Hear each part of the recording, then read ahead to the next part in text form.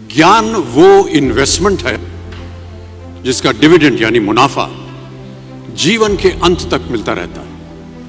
मैं ऐसा मानता हूं कि एक सामान्य जिंदगी जीने के लिए इंसान को रोटी कपड़ा और मकान के अलावा अगर किसी चीज की सबसे ज्यादा जरूरत होती है तो वो है शिक्षा, एजुकेशन।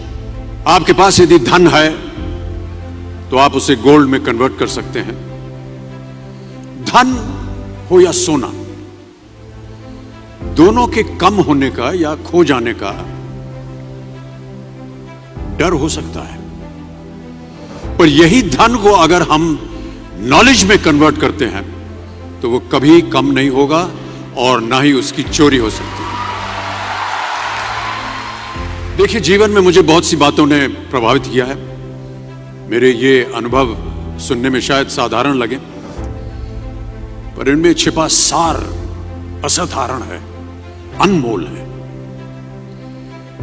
यदि मैं आपसे पूछूं कि सबसे शक्तिशाली व्यक्ति कौन है, सबसे शक्तिशाली व्यक्ति कौन है, तो कोई कहेगा कि जिसके पास पावर है, वेपन्स हैं, शस्त्र है, धन है, किसी देश का राजा या किसी सल्तनत का वारिस है।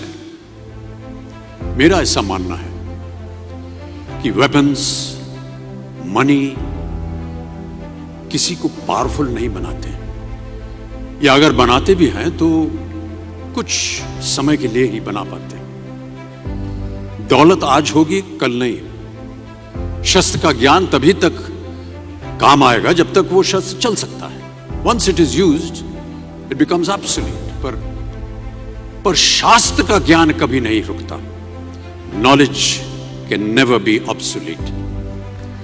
शास्त्र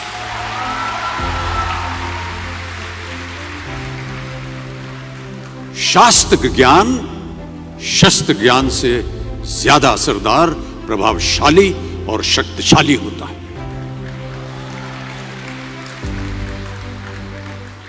अब देखिए, एक राजा ने कितने राज्यों पर विजय प्राप्त की, कौन कौन से शस्त्रों का इस्तेमाल किया, कितने सैनिक थे, यह शायद आपको याद न हो, पर जीरो की खोज किसने की,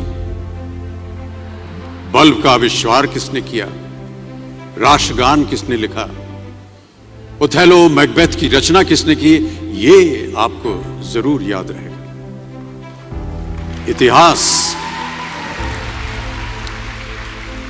इतिहास गवाह है कि एक राजा अपनी शक्ति के बल पर केवल वहीं तक पूजा जाता है जहां तक उसका साम्राज्य फैला होता है। वो केवल अपनी प्रजा का प्रिय होता है। पर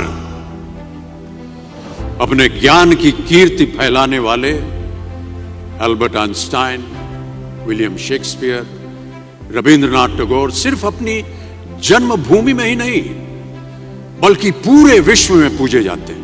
संपूर्ण मानव जाति के लिए वो प्रेरणा स्रोत बनते हैं।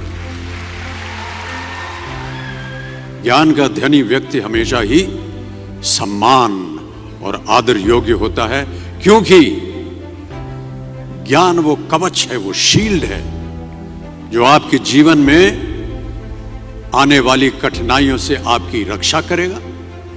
फिर किसी भी शस्त्र की आपको आवश्यकता नहीं होगी। दो चीजें इंसान यदि अपने जीवन में एक बार सीख लेता है तो वो उसे कभी भूलता नहीं।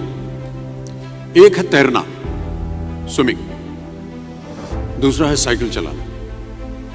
सालों बाद भी अगर आप इन क्रियाओं को करेंगे तो कभी भी इस बात की चिंता नहीं होगी कि आपको स्विमिंग करना या साइकिल चलाना याद है कि नहीं।